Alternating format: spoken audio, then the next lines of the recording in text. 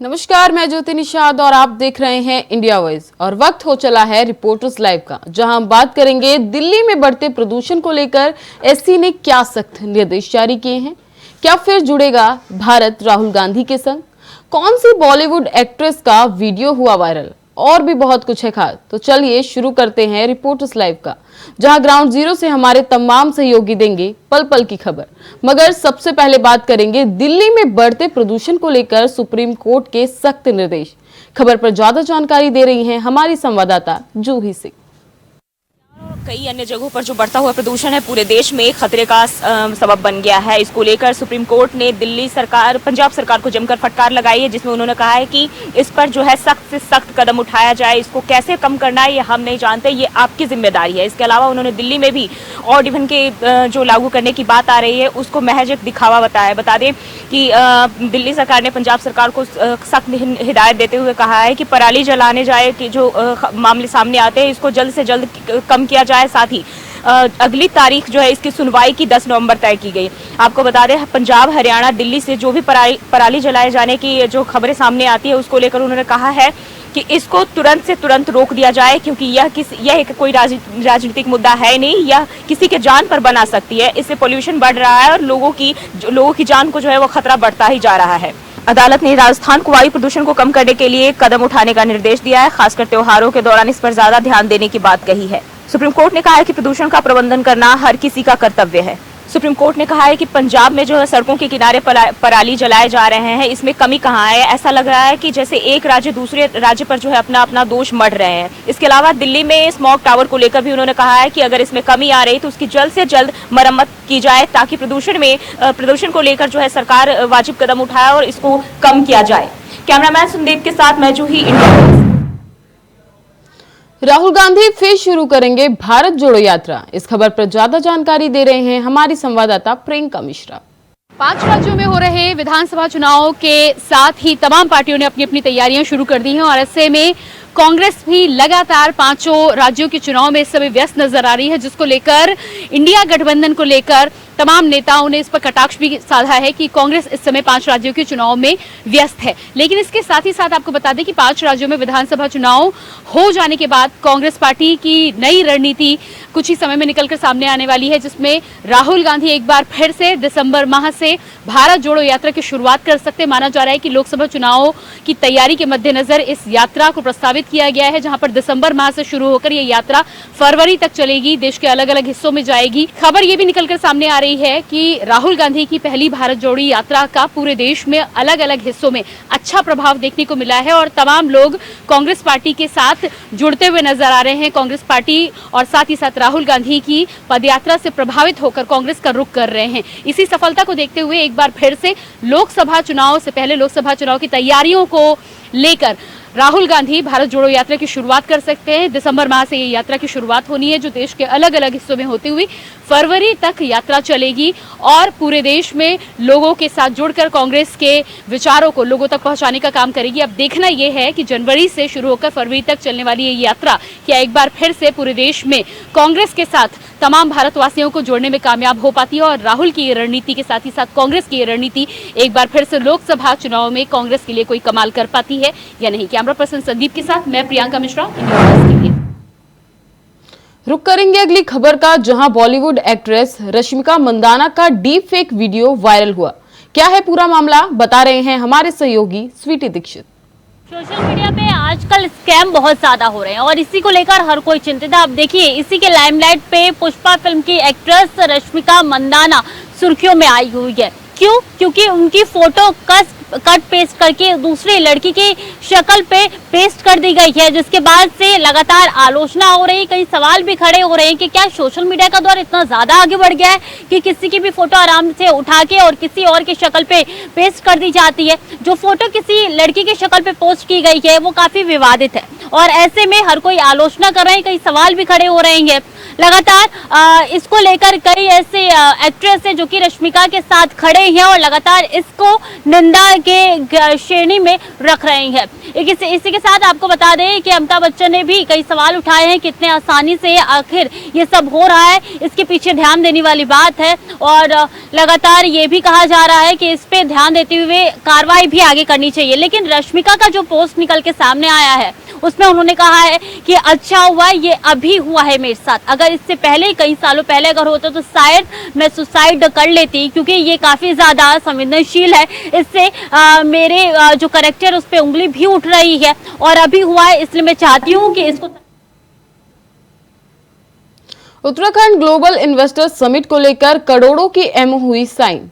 खबर पर ज्यादा जानकारी दे रहे हैं हमारे संवाददाता अभय कैंतुरा। उत्तराखंड में इन्वेस्टर समिट को लेकर मुख्यमंत्री पुष्कर सिंह धामी की जो यात्रा थी वो यात्रा लगभग कह सकते हैं कि अपना अंतिम चरण में पहुंच चुकी है। और अब तक इन्वेस्टर समिट से पहले ही राज्य सरकार ने अपना आधा जो इन्वेस्टमेंट था उसको प्राप्त करने का काम यहाँ पर किया है, यानी 1,24,000 से ज़्यादा के जो एमओयू है वो यहाँ पर राज्य सरकार अब तक कर चुकी है। मुख्यमंत्री पुष्कर सिंह धामी के जो विभिन्न दौरे रहे हैं उन दौरों के दौरान ये एमओयू साइन में और उम्मीद ये की जा सकती है कि जब दिसंबर माह में इन्वेस्टर समिट यहाँ पर आयोजित होगा तो राज्य सरकार ने जो 2.5 लाख करोड़ का जो लक्ष्य यहाँ पर चुना है उस लक्ष्य के पार इस बार राज्य सरकार एमओयू साइन करती नजर आएगी। ये समझा जा सकता है कि इन एमओयू के माध्यम से राज्य में विकास की रफ्तार और बढ़ेगी।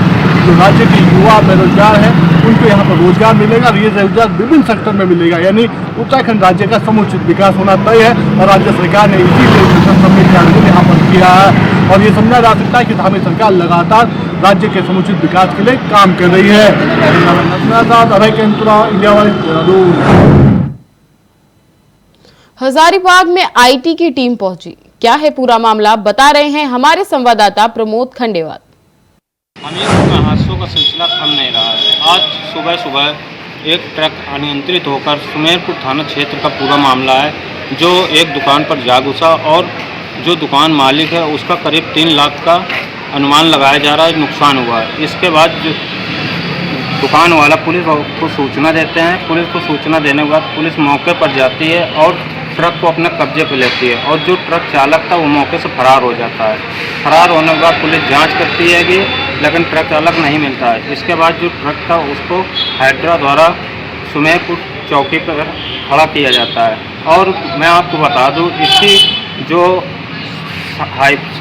NH 34 है इसकी काफ़ी मांग की गई है कि यहाँ पर डिवाइडर बने, लेकिन डिवाइडर अभी तक नहीं बने हैं और हादसे काफ़ी होते रहते हैं। आए दिन एक्सीडेंट के हादसे थमते नहीं हैं। अब देखने वाली बात ये होगी कि कब डिवाइडर बनेंगे और कब हादसों में कटौती होगी। इंडिया वाइज से रुपेश गुप्ता, हमीरपुर।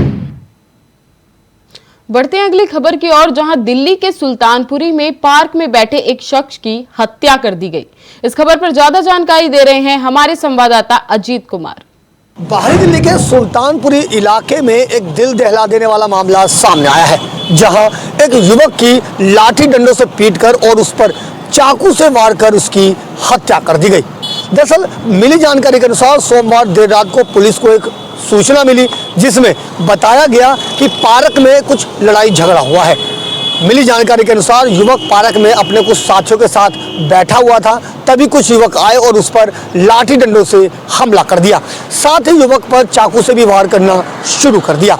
मौके पर पहुंची पुलिस ने हालात का जायजा लिया। साथ ही मौके पर क्राइम टीम और FSL की टीम भी पहुंची और सभी साक्ष्य जुटाए।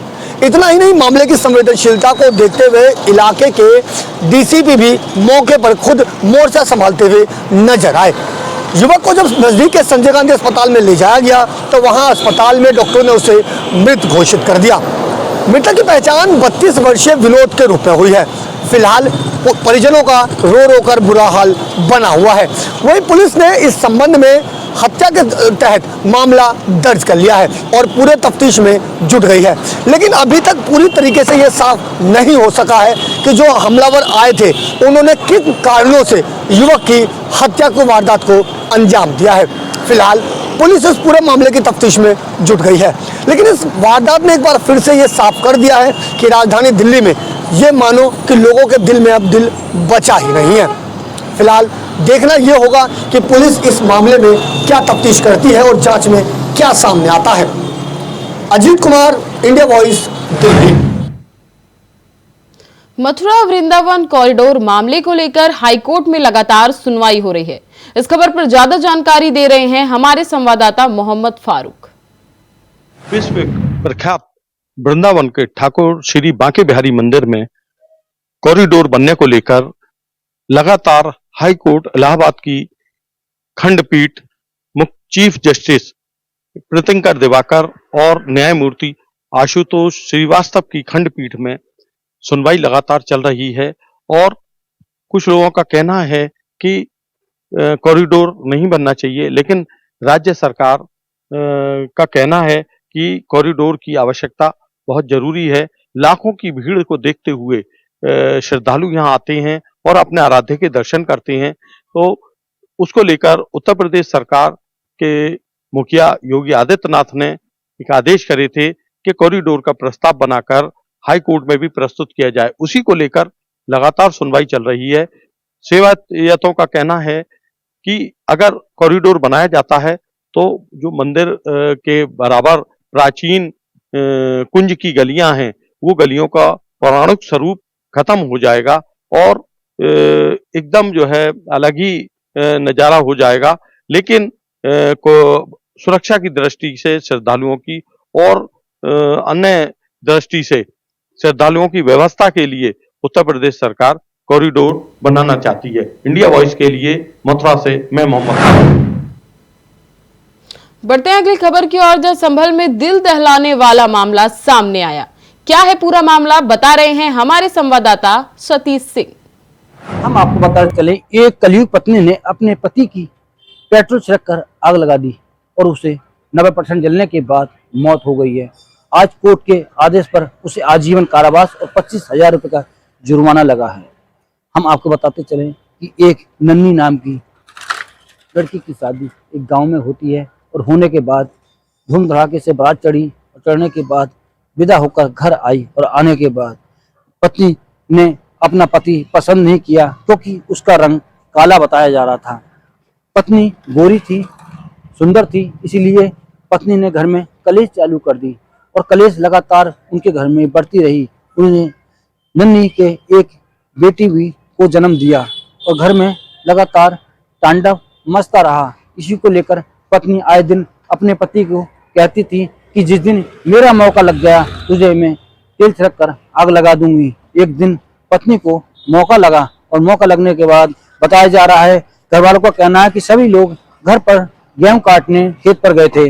जब गेहूं काटते समय घर पर सूचना मिली, बताया जा रहा है कि पत्नी ने अपने पति के लिए तेल छिड़क कर पेट्रोल छिड़क कर कमरे में आग लगा दी और युवक 90% जल गया था। आनंद फानन में उसे अस्पताल में भर्ती कराया है, जहां उसने बयान दिया कि मेरी पत्नी ने मुझे पेट्रोल छिड़क कर आग लगाई है। ये भी बताया कि मुझे काला रंग था, इसलिए सामने रंग को पसंद नहीं करती थी।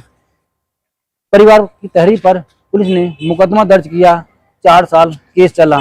आज कोर्ट ने उसे आजीवन कारावास की सजा सुनाई है और 25,000 का जुर्माना लगाते हुए जेल भेज दिया गया है। सबसे बड़ा सवाल उठता है कि जिस तरीका से घर में विवाद चल रहा था और विवाद के कारण पत्नी ने पेट्रोल छिड़क कर जो पति को आग लगाई थी, आग लगाने के कारण यही बताया जा रहा है कि अपने पति को पसंद नहीं करती। कैमरामैन तन्नू सिंह के साथ मैं Satish Singh, India voice news संभल।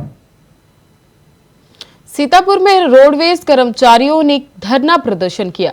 क्या है पूरा मामला, बता रहे हैं हमारे संवाददाता सुनीश तिवारी।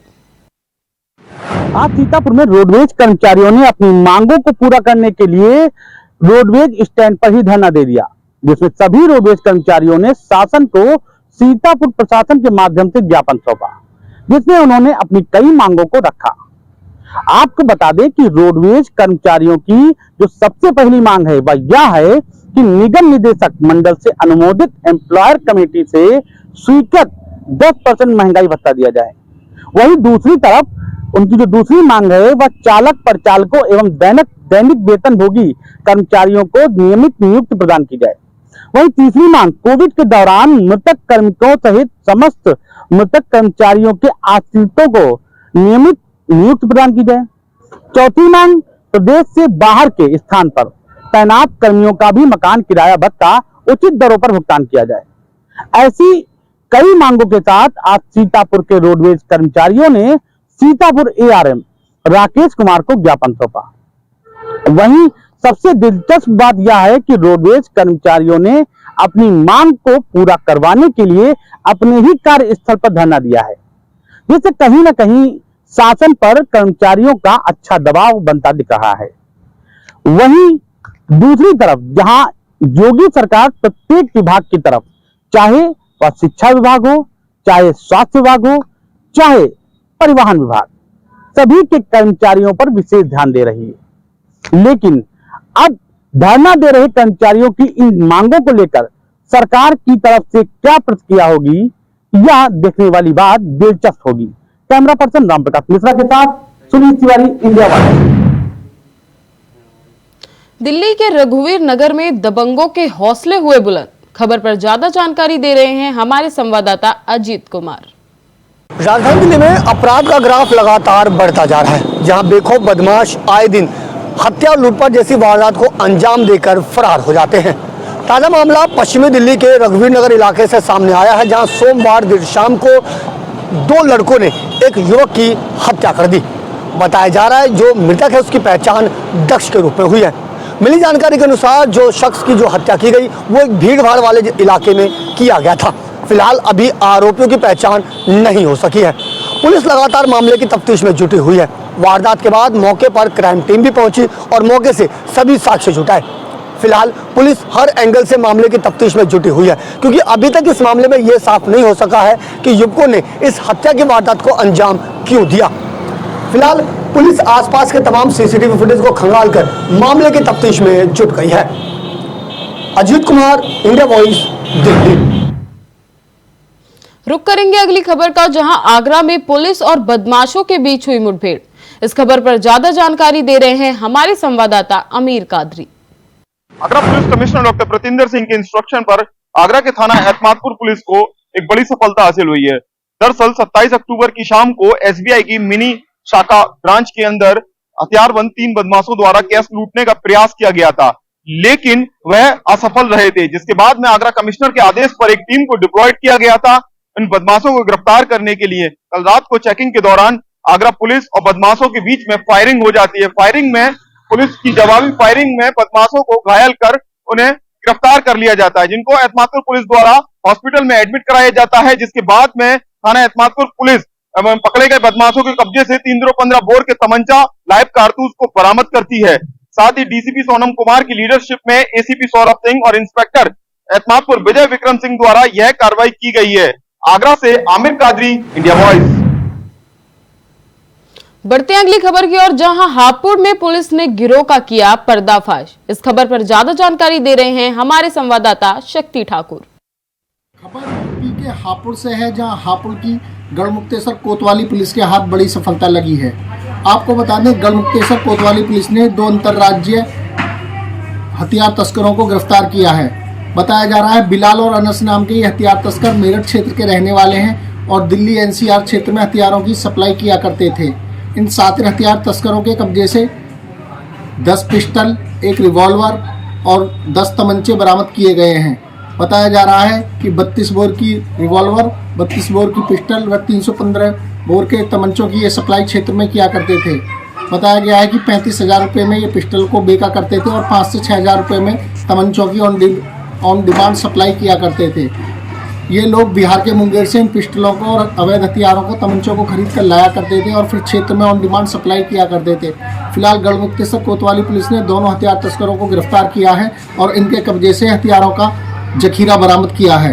तो कहीं ना कहीं गढ़मुक्तेश्वर कोतवाली पुलिस के हाथ बड़ी सफलता लगी है कि उन्होंने 2 अवैध हथियार तस्कर गिरफ्तार किए हैं और कई दर्जन अवैध हथियार बरामद किए गए हैं। वहीं हापुड़ एसपी अभिषेक वर्मा ने इन हथियार तस्करों को गिरफ्तार करने वाली पुलिस टीम को 10,000 रुपये का इनाम देने की भी घोषणा की है। कैमरामैन संजय कश्यप के साथ इंडिया वॉइस के लिए हापुड़ से शक्ति ठाकुर। रिपोर्टर लाइव में आगे बढ़ेंगे, जहां सिद्धार्थनगर में जमीनी विवाद को लेकर 2 पक्ष भिड़े। क्या है पूरा मामला, बता रहे हैं हमारे संवाददाता राकेश यादव। नगर जिले के डुमरियागंज थाना क्षेत्र के पोखर काजी गांव का मामला है, जो कि सिसहनवा गांव का बताया जा रहा है। जमीनी विवाद को लेकर दो पक्षों में मारपीट हुई, जिसमें लगभग दर्जनों की संख्या में महिलाएं और पुरुष दिख रहे हैं लाठी डंडे से मारपीट करते हुए। यह वीडियो भी सोशल मीडिया पे वायरल हुआ।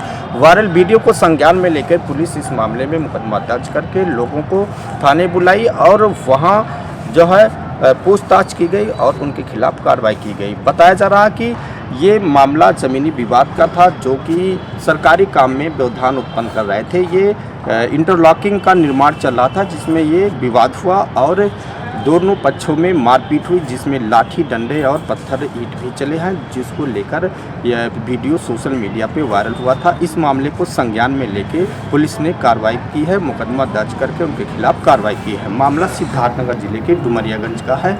सिद्धार्थनगर से राकेश यादव, इंडिया वाइज। अगली खबर कोरबा के वन मंडल में हाथियों का उत्पात बढ़ता जा रहा है। इस खबर पर ज्यादा जानकारी दे रहे हैं हमारे संवाददाता सुहेल किदवे।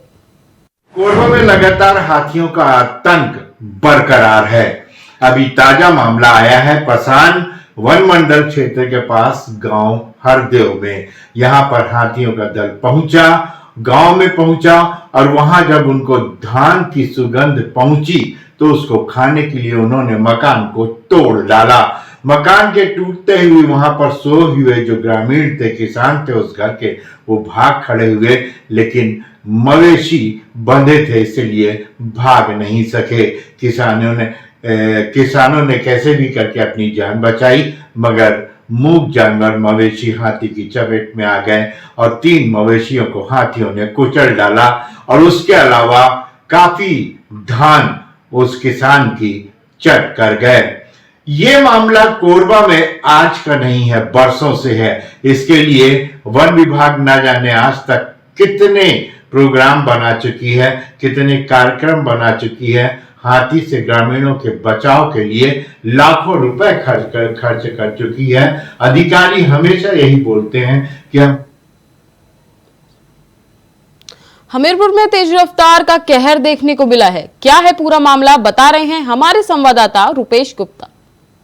हमीरपुर में हादसों का सिलसिला थम नहीं रहा है। आज सुबह एक ट्रक अनियंत्रित होकर सुमेरपुर थाना क्षेत्र का पूरा मामला है, जो एक दुकान पर जा घुसा और जो दुकान मालिक है उसका करीब 3 लाख का अनुमान लगाया जा रहा है नुकसान हुआ है। इसके बाद जो दुकान वाला पुलिस को सूचना देते हैं। पुलिस को सूचना देने के बाद पुलिस मौके पर जाती है और ट्रक को अपने कब्जे पर लेती है और जो ट्रक चालक था वो मौके से फरार हो जाता है। फरार होने के बाद पुलिस जांच करती है कि लेकिन ट्रक चालक नहीं मिलता है। इसके बाद जो ट्रक था उसको हाइड्रा द्वारा सुमेरपुर चौकी पर खड़ा किया जाता है। और मैं आपको बता दूँ, इसकी जो NH 34 है, इसकी काफ़ी मांग की गई है कि यहाँ पर डिवाइडर बने, लेकिन डिवाइडर अभी तक नहीं बने हैं और हादसे काफ़ी होते रहते हैं। आए दिन एक्सीडेंट के हादसे थमते नहीं हैं। अब देखने वाली बात ये होगी कि कब डिवाइडर बनेंगे और कब हादसों में कटौती होगी। इंडिया वाइज से रुपेश गुप्ता, हमीरपुर। बदायूं में गांव के तालाब में 35 साल के युवक का शव मिला। इस खबर पर ज्यादा जानकारी दे रहे हैं हमारे संवाददाता विजय कुमार।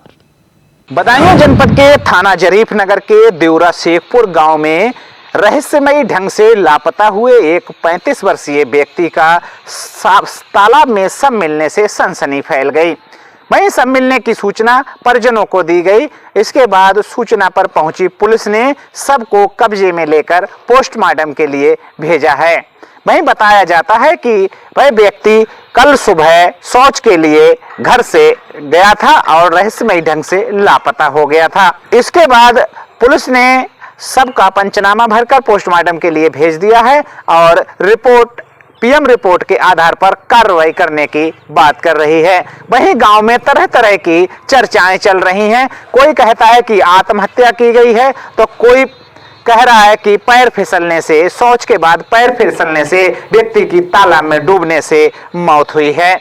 हालांकि पोस्टमार्टम रिपोर्ट आने के बाद पूरे मामले का खुलासा होगा। इन बदायूं से इंडिया वॉइस के लिए विजय राठौर। फिलहाल रिपोर्टर्स लाइव में बस इतना ही। तमाम खबरों के लिए देखते रहें इंडिया वॉइस। तब तक के लिए नमस्कार।